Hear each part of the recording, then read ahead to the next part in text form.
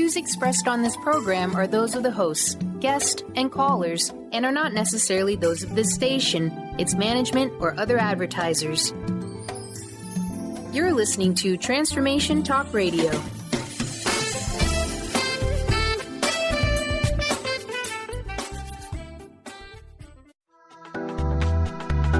This show's audio was via a Skype call.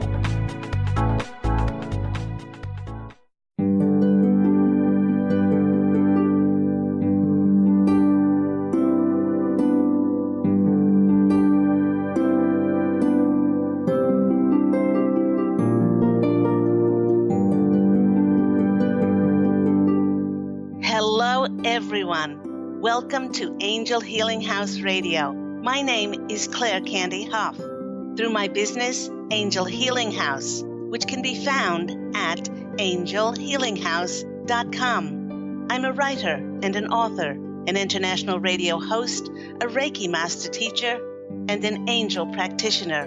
My inspirational books entitled Angels of Faith and One True Home Behind the Veil of Forgetfulness, and my autobiography, I Am an Angelic Walk-In, are based on my recollections of our life in spirit, and they help us to remember our divine, eternal natures. Through Angel Healing House, I help people to let go of sadness, anger, bitterness, resentment, and regret that has kept them locked in the prison of the past, and I help them to let go of worry, stress, and control, which has kept them focused on an imagined future. And once they are no longer living in the past or the future, they can start to live in the present moment, which is the only place that they can experience synchronicities, miracles, and magic. As an angel practitioner, I help people to see their lives from a higher perspective with the help of an extraordinary group of angels who call themselves the Posse of Angels. Just like my angelic family, the Posse of Angels, I'm very excited to take some of your calls for that free angel advice. You can call into the show on 1-800-930-2819.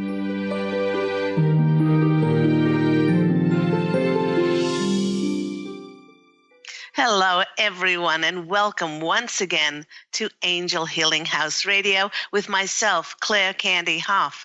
And before we get to those callers, I'd like to remind everyone about the theme for this month of February, which this is the last show. We have been speaking all month about love and forgiveness, and if you have missed any of my previous shows, they are all archived on the Transformation Talk Radio host page of mine. All you need to do is step on there and look through the last month's archived programs. And if you're interested, you can go back to January or you can go back to last year. All of the programs have the subject heading that you might be interested in. Click on that, and then you can listen any time that you like. Today's program that my angelic family, the Posse of Angels, and I have decided to present is entitled Nurturing Our Love of Self. You know, everyone, I'd like to start today's program by saying happy anniversary to Angel Healing House, as it was in 2003 when I began this amazing and miraculous journey that has unfolded for me. And if you are interested in finding out more about my journey, like my angelic walk-in experience, which I had on January 11th of 2003, I am really excited to announce that the audiobook of my #1 Amazon international best-selling novel, autobiography, and it's now available on audible.com of this book, I Am an Angelic Walk-In. Excuse me if it's turned around backwards. It is the incredible story of how the former soul who was in Claire Candy's body, this body, because of her harrowing, traumatic life, walked out, and I walked in to clean up her life, take over her responsibilities, and to be of service to humanity. creating heaven on earth for myself and countless others these past 15 years. So remember, the audiobook can now be purchased on audible.com. So over the past 15 years since my angelic walk-in experience, I went from hosting meditation nights and holding empowerment groups, workshops, teaching Reiki, doing Reiki healings and intuitive counseling, writing books, to creating my Angel Healing House radio program in 2012, and that was 7 years ago. The courage and the faith to create my radio program 7 years ago exposed me to an international market for others to find me, which I am sure that is the reason it led for both of my novels, One True Home Behind the Veil of Forgetfulness, which is the prequel to I Am an Angelic Walk-In, and then I had a global base, and then both of the books went #1 internationally. And everyone, when I look back, I can clearly see that the most important aspect of why all of this occurred for me is my love of self. For the first time in 2003, when I was 48, I allowed myself to make myself a priority, focus on my wishes, my heartfelt desires, and by doing this, I opened myself to receive the fulfillment of my desires. And here come the Posse of Angels. They're hearing some of your thoughts, and some of your thoughts are saying, well, and then saying, you bet it is. Because if by one's definition, being selfish is giving to oneself and making one's desires a priority, certainly not to the exclusion of giving to anyone else, then maybe one could see it as being selfish. But I prefer to see it as honoring my dreams and wishes, and then what occurs because of the laws of cause and effect. The universe must also honor me and make my desires a priority. It is very interesting that many times the very people in our lives who tell us that we're being selfish by following our dream or fulfilling our desires, well, they often have hidden agendas for their comments. For instance, if a long-time stay-at-home mom longs to go back to a fulfilling, creating job that she is so passionate about, her family might rail against this, as it may mean that they have to make their own meals. They might have to do their own laundry, and they might have to take turns taking out the trash, all the jobs that she did because she was not working. Many times when others tell us that we are just being downright selfish, it's because by acknowledging and allowing ourselves to fulfill a desire of ours, this shines a light and illuminates an area for friends and family where they may not be allowing themselves to give to themselves. In some instances, they could be saying subconsciously, who are you to have the courage and the empowerment, the faith in yourself to step forward and follow your dream when I do not? And instead of family and friends being proud and happy for us that we are nurturing and we're nourishing our desires through our love of self, others may be downright jealous and envious and critical and judgmental on what we're doing. They may come up with a whole litany of things stating why following our dream is not a good idea and why it is doomed to failure. Well, the Posse of Angels is saying that people's reactions, like always, have nothing to do with us and all to do with their beliefs, their paradigms, and programming that they are choosing to perpetuate. By practicing love of self, we demonstrate to God and the angels that we are fostering our dreams and our desires by focusing on them and taking inspired action, passionate action to make them a reality. And by doing so, then the Posse of Angels is saying that we show love compassion, kindness, and we nurture and we nourish who we are. And by doing so, we create an energetic reality that then supports us with connections and opportunities that demonstrate kindness and compassion to us and the nourishment of our heartfelt dreams. Our intuition and higher self always knows what is best for us, and it connects through our heart by speaking to our inner voice or by sending us signs as how to advance to our desires and to nurture our dreams. Yet the Posse of Angels is saying, although the angels' primary mission is to send humans signs and messages to fulfill their desires, the majority of people keep pushing life and controlling life and are oblivious to the angel signs, and people keep doing that which makes them unhappy instead of going in the direction that their heart is showing them to go. In this way, they fail to practice love of self over and over and over again. They compromise their love of self, and what shows up in their reality because of the laws of attraction is a compromise of love and honor and respect and all those things in their life. You know, everyone, one of the most amazing examples of this very topic of nurturing and nourishing ourselves through love of self came from a session I had with a client. And it demonstrated a very clear example of the importance of following one's inner voice, loving oneself enough to follow one's intuition. Howard, now this is not his real name, Howard was a nurse, and although he had a beautiful heart, and he was a compassionate nurse, he desperately wanted to get out of nursing.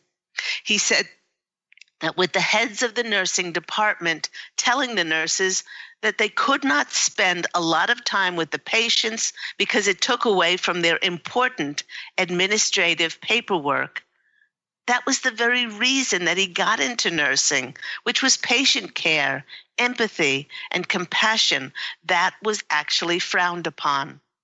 Yet he had no idea what else he wanted to do. When I asked him what he enjoyed doing in his leisure time, he enthusiastically told me that he couldn't wait for his days off because he loved gardening and tending to his fountains and his fish pond. Although he loved doing this, he added with a sigh that there was always a deep longing inside of him. When I asked him what this deep longing was, he said, "I long to go to the mountains and meditate." He said that he had this inner voice urging him, telling him to go to the mountains and just meditate. He said that he kept hearing this over and over again, and every time he heard it, he got shivers and confirmation, goosebumps. But he shut it off by rationalizing that he would not be able to make any money or make a living by just going to the mountain and meditating. Now, by the way, this is one of the many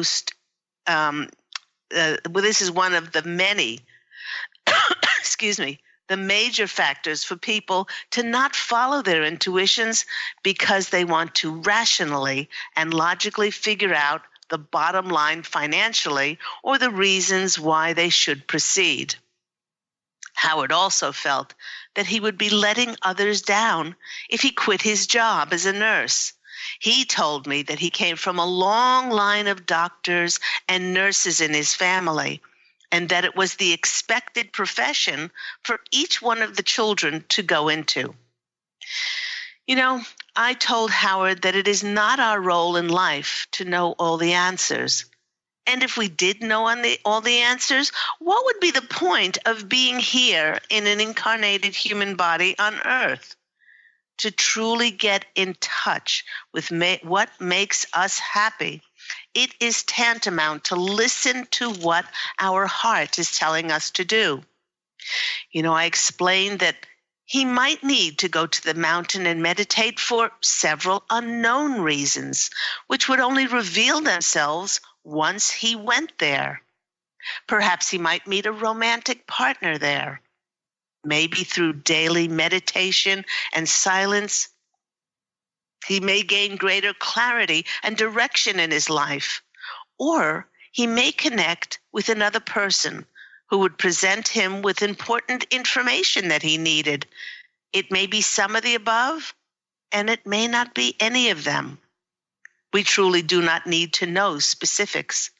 All we need to do is to have faith in our intuitive abilities, for that is why they were placed in our hearts and provided for us to give us direction. And when we follow our heart's desires, when we love ourselves enough to follow our heart's desires, to listen to our inner voice, we're always on the path towards our highest potential. By following the very clear intuitive voice inside, we let go of control. We let go of expectations and attachments as to how life should work out. We let go of worry, and we do allow for synchronistic, miraculous, and the magic of life to unfold before us. Everyone, after our session together, Howard told me that Howard took a 2-week holiday and he decided to book a meditation retreat in the mountains. He felt so much more alive and refreshed just being in the beautiful energies of this mountain retreat. The workshops he attended, it was on number 3 that he met Stan. Stan, like Howard, had become fed up with his job in sales and was seeking clarity as to what path to take. As fate would have it, both Howard and Stan had an absolute passion and love for gardening. By the end of the 2 weeks, both men had met several times and excitedly written detailed notes on their new landscaping and water fountain business that they would create together. In Howard's case, he didn't have to see the whole staircase before taking the first step. All he needed to do was listen and follow his inner voice, go to the mountain and meditate. I've mentioned many times on my radio program that we humans are all children of God. And as such, we come into this physical incarnation as pure intention. We can have whatever we desire. But the Posse of Angels is reminding us that it was carefully conveyed to us in our contract of our life that we wrote before we incarnated, that the how and the when of our intentions manifesting is simply not our providence, and it is not within our control. In this way, God and the angels can create the most miraculous, limitless outcomes that are for the greatest good of ourselves and the greatest good of all concerned. Now, before I awakened, when I had my angelic walking experience, and before I remembered this, I recall how much the former soul tried to control and push life for things to happen, and how life was just downright difficult and hard. By practicing love of self for these past 15 glorious years, I have seen a direct correlation between my supporting, recognizing, and being proud of who I am and my accomplishments, and how the universe and others have also supported and recognized my accomplishments as well.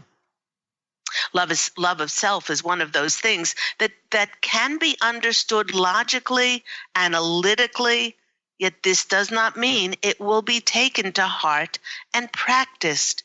Over the past 15 years through my Angel Healing House healing practice, I have seen countless Reiki masters, counselors, life coaches coming to me for healing sessions. They were carrying both emotional and physical illnesses, as they were very good in talking the talk and teaching others how to do love of self, but they certainly weren't walking the walk and they certainly were not practicing their own words in their own lives. You know, I experienced this very thing when a well-respected counselor and relationship expert began to have sessions with me. Let's call her Lena. Lena complained that her marital relationships were almost non-existent, that her husband had completely lost all interest in her. When asked how long she had been experiencing this, she said for almost 2 years. She said that he didn't communicate with her and that there was no closeness and no intimacy in their marriage. I tuned in, and then the Posse of Angels and I started asking her some questions. I asked how she acknowledged her husband's arrival home from work. She said she was often upstairs in her office and didn't bother coming down and engaging in conversation with him. When I asked her what things they talked about while having dinner, she laughed and she replied that they never talked during dinner. She read a magazine, or she talked on the phone with her sister, or they just watched TV. When I asked what happens after dinner, she replied that every night she brought him his coffee into the lounge room, and then she would take her tea and go sit in the armchair at the opposite side of the room. And when I asked her if they ever did anything together, she replied that her husband loved fishing and camping and had asked her repeatedly to go with him, but she always refused and preferred to go shopping with a friend. But she did later confess to me that when they were first married, she loved going camping with him and sleeping out under the stars. Slowly, it started to become very clear that although she was very good at counseling others about how to nurture love of self and intimacy in relationships, she herself had systematically shut herself off and disconnected from her husband. I pointed out to her that the end result was a disinterested, disconnected husband.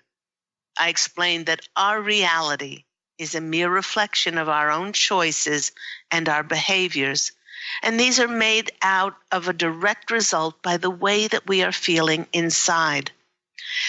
Carefully retracing what happened in the last 2 years, Lena explained that as a result of a terrible accident within her home, she damaged her back.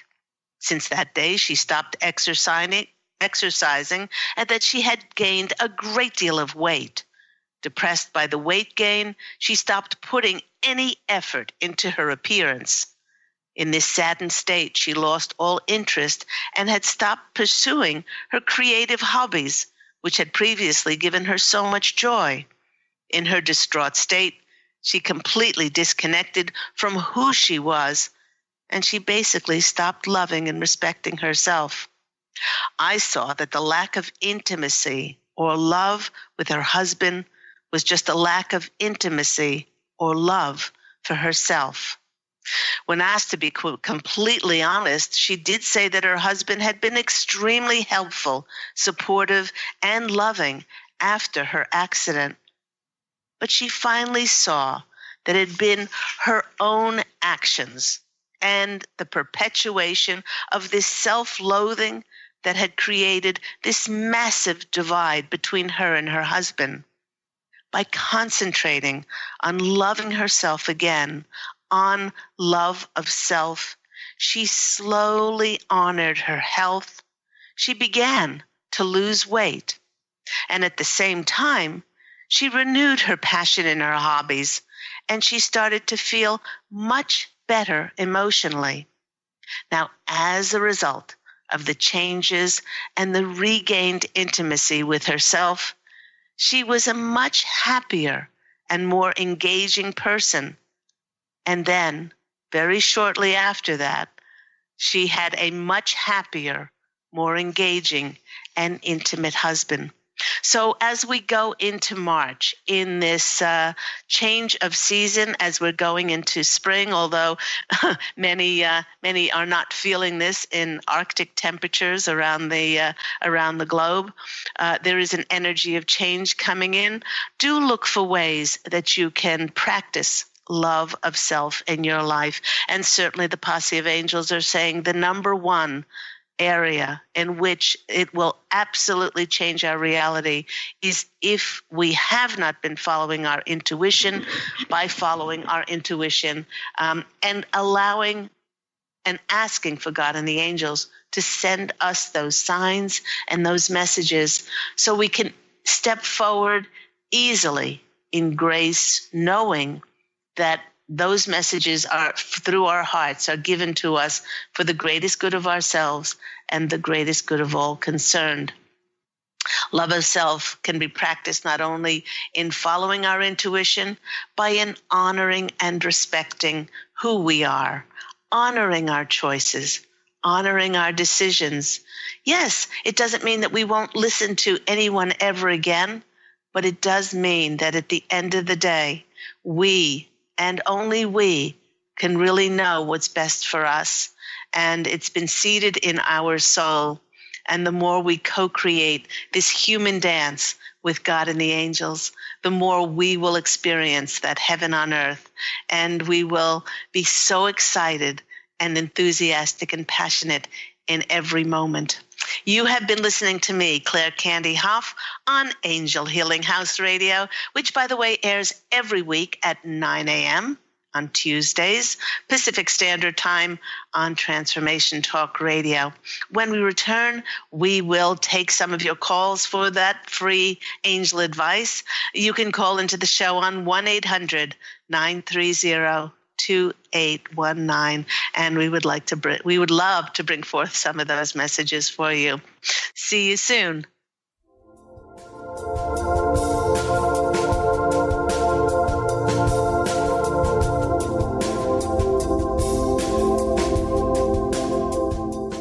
Take your own journey with the angels with Claire Cand Hough's Heaven Sent Guided Angel Meditation CD, letting go of concerns and living in the now. This beautiful CD walks listeners through practical exercises to help free them from the burdens, worries, and concerns of daily life. Walking a quarter of the way across the bridge, you see a bright, emerald green light and sense a loving presence. This is Archangel Raphael's green healing energies, nourishing and revitalizing you. Take a moment now to bathe in this green healing light. Giving you much more than just relaxation and stress release, this wonderfully narrated CD provides vivid visualization, soothing and inspiring music, and an angel's choir that will bring you peace, clarity, and a newfound awareness. Visit angelhealinghouse.com today. To see your life from an angel's perspective, book a personal consultation with Claire Cand Hough, angelic walk-in angel Ariel at Angel Healing House. Candy provides intuitive counseling, Reiki, and angel readings in person in Los Angeles or nationally and internationally via phone or Skype. She will channel the practical tools you need to transform your life. Call now 831-277-3716 or visit angelhealinghouse.com.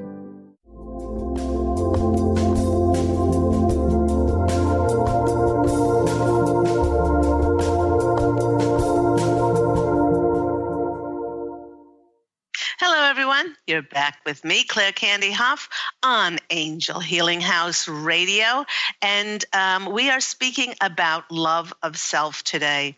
Love of self and how we can nurture it.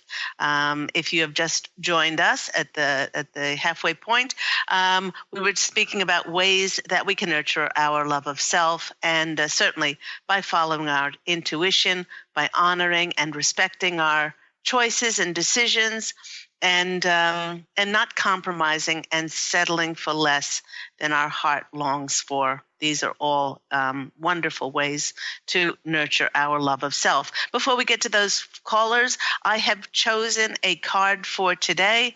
I shuffled before and from my Druid animal deck, and who should have hopped out but Rabbit? Look at them, look at this. And actually in this deck, it's called Hare. Rabbits' movements are lightning quick and they're sudden. They can spin on a dime. They're so quick. First they're here, then they're gone. And the Posse of Angels is saying that this is a brilliant card, and that's why it was chosen. And it's a time for many of us to experience, as we go into March, things suddenly manifesting for us, seemingly out of the blue, in fulfillment of the answers to our prayers and our intentions, on showing us the path on how to step forward. Rabbit is certainly the symbol of fertility and abundance and rebirth and regeneration.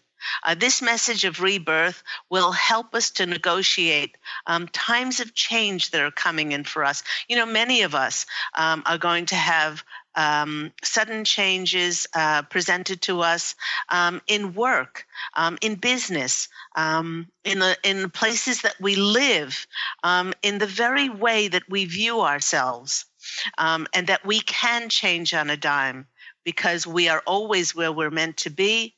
And we have all the wherewithal that we need if we're presented with something and it speaks to our hearts. And that's why it's so important to follow love of self and follow our intuition. Rabbit is reminding us to draw on our intuition because that's what saves his little furry keister from being eaten by the fox and the wolf and all other kinds of things, because he moves on his intuition. And he's reminding us to guide us through the times of change that will be accompanying this change of season coming up in March as we march into the spring. So hop, hop, hop, hop. There he goes. Thank you, Rabbit. Thank you, Hare, for coming in. Let's go to our first caller. We have Beth. Beth in California. You're on the line with myself, Claire Cand Hough, our friend the Rabbit, on Angel Healing House Radio. How are you today? I'm doing wonderful. How are you? I'm really well. So what's happening in your reality, in your world? Well, I'm confused and I need some assistance. Okay, you've come to the right place. My left hip has been bothering me the most since January, and I keep getting it adjusted, and then I just looked up and it says that your left hip is about happiness in the now, moving forward in this now, and I really thought I was happy. So I'm just curious if there's something I'm missing. Okay. We can have all the trappings of a human existence materially, and we can still feel that there is something missing. When you said your left hip, I know hips are also about being flexible. And just because something has been so, does not mean that it always has to be that way. Now, our left side is also our feminine side.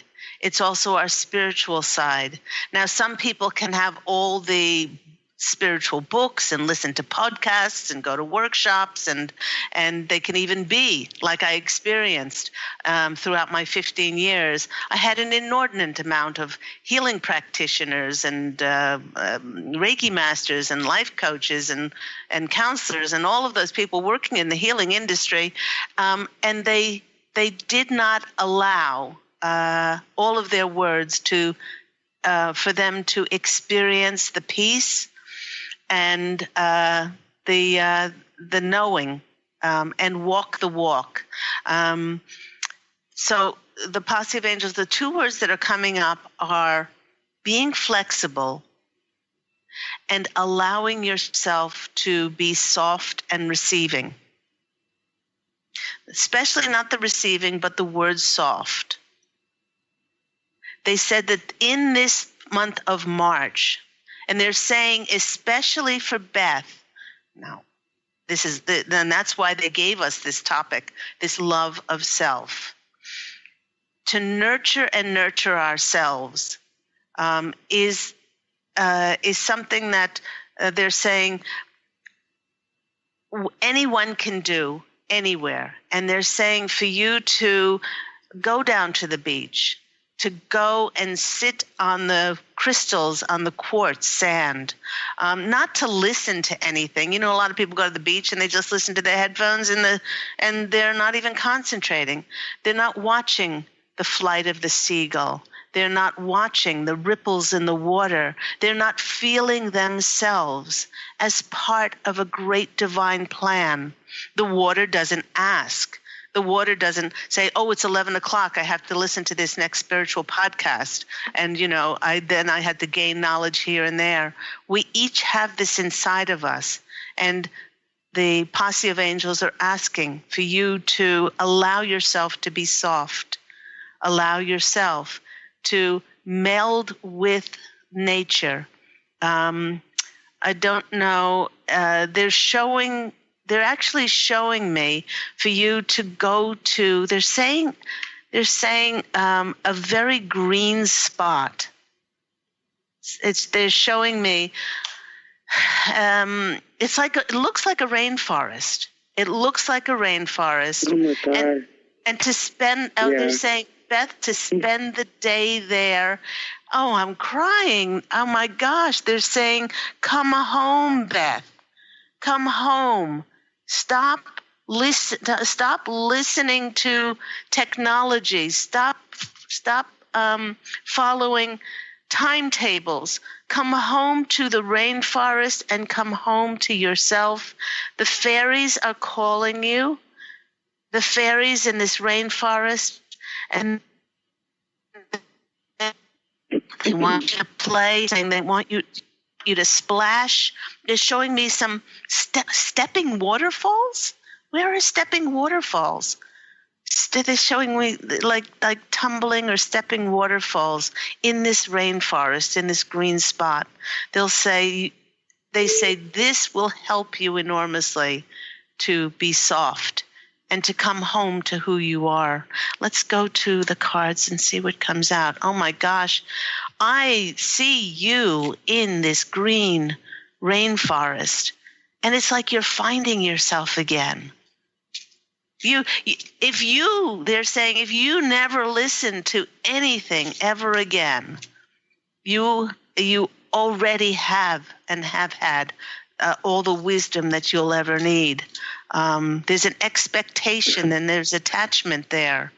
And by letting that go and by coming home to yourself in this rainforest, that will do more than any kind of timetable or technology than it could ever possibly give you. Oh my gosh. First card is the death card. I always forget that I'm on Facebook Live. Here's my lovely, and I'm using the Victorian Fairy Tarot deck. All right, I'm holding this up. I don't know if you can see it. There's the lovely fairies. And they have a little dead bird in front of themselves, and they're all very grieved. It's the death card. The death card means that it's a time of an ending. You can put that to rest now. Don't have to keep doing it, but it's a new beginning of you coming home to who you are.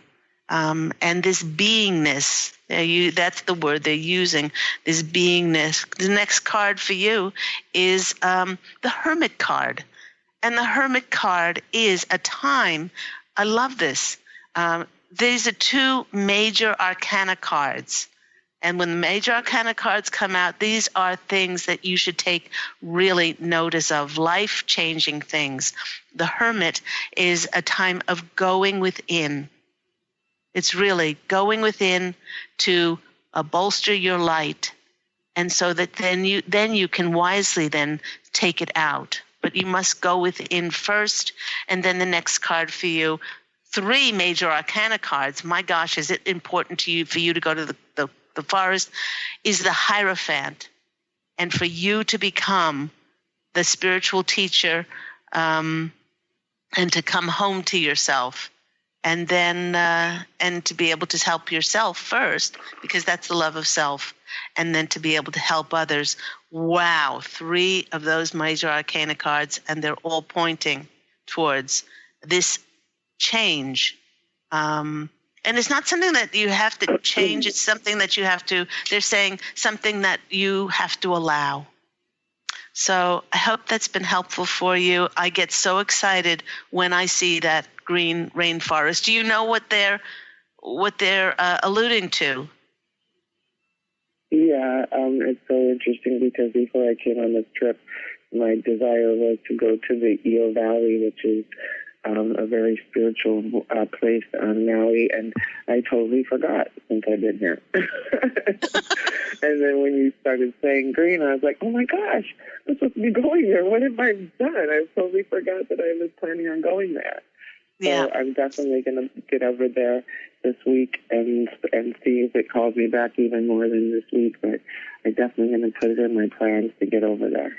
Yeah, they're saying that in the time that you're there, it would really bode well. It would really be a benefit for you to go at least a few times. I don't know how far away it is, but they're saying multiple times, which could be 2, several times for you to go back there again and to build on the energies of the first time. So I hope that's been helpful.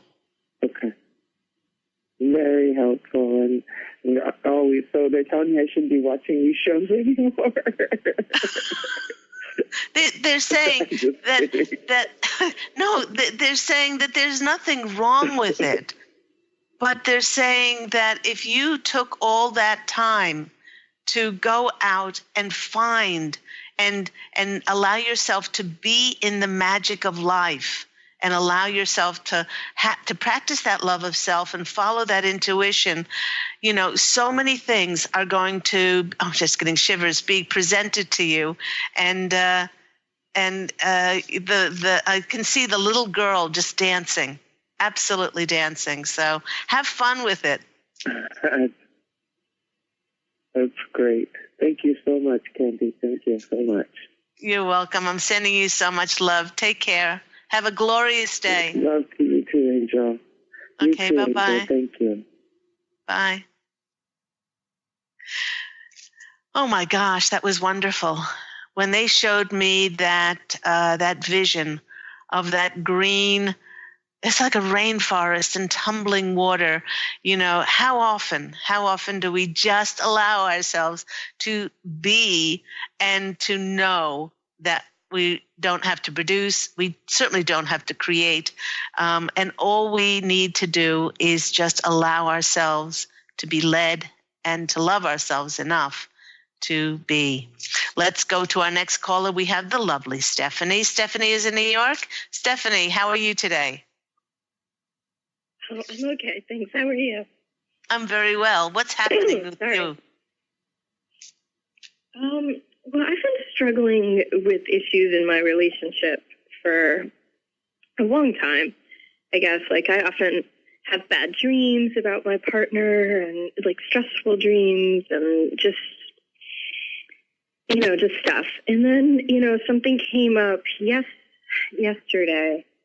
We had this huge fight because his parents did something that they said they weren't going to do, and I asked them why they did it. And they flipped out and threatened him that they won't talk to him again if I say anything like that. And then he threatened to break up with me. It's like it was a lot of drama. And he's blaming me, but I feel like okay about what I did. But I was also surprised. I was sending them waves of the green and pink light. And their response was just so extreme and so strange to me. And I was hoping that maybe the Angel Posse had some kind of clarity about what's going on or what I should do, because I feel like just very stuck or like in a standstill kind of about it. Okay. When we experience this contrast and drama in our lives, it's a wonderful, wonderful opportunity that we draw to ourselves to experience tolerance and to have tolerance, patience, acceptance, and forgiveness. What and how his parents reacted has nothing to do with you. Truly.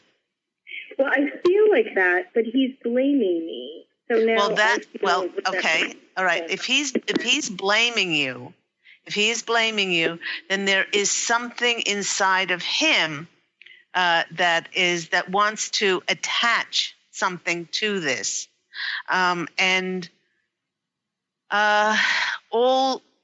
just because you send somebody green healing light and pink healing light doesn't mean that they'll be, sort of hallelujah and the clouds will part, and they have to be accepting of the energies. So okay. All right. You can't control anyone else. If they want to hold on to whatever they choose to hang on to, that's their prerogative, and bless them. Bless them for the decisions and choices that they make.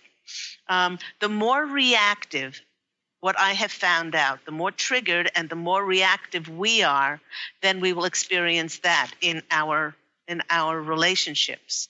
So. Well, the funny thing is, I feel calm about what I did, and I'm not really concerned about their being upset. I mean, I was surprised, but I'm not like, oh my God, I did something wrong, or being really triggered by it. But I'm more concerned about his response to me, and I'm not really sure how to navigate my relationship with him kind of in response to that, if that makes sense. Okay. Well, there's several things that you can do. And while I'm listening to you, I'm shuffling, and 3 times the devil card jumped out. 3 times. I wasn't even choosing cards. And this market fairy deck, and there's the goblin. 3 times the devil card has to do with ego. That's the word that they're using. That there is some attachment that you have and an expectation as to how you need to be treated. Okay, there's a part of that ego there that you're attached to. So there are several things that you can do. You can have a sit-down talk and say, this happened, and I said this.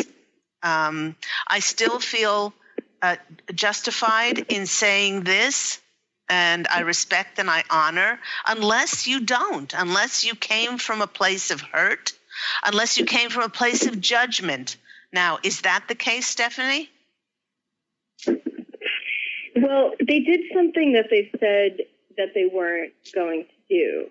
So I was hurt and frustrated, but I did try to just ask in a very neutral way and to just try to be open. But yeah.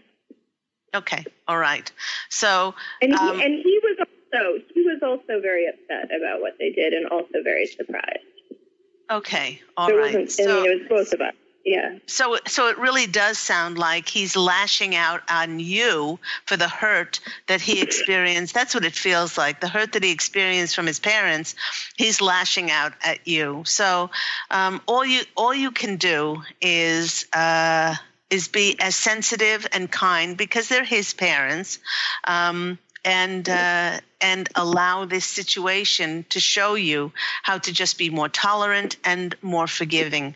You can actually do the Ho'oponopono prayer, which is, you don't have to say it to anybody's face, but you say, I'm sorry, I love you, please forgive me.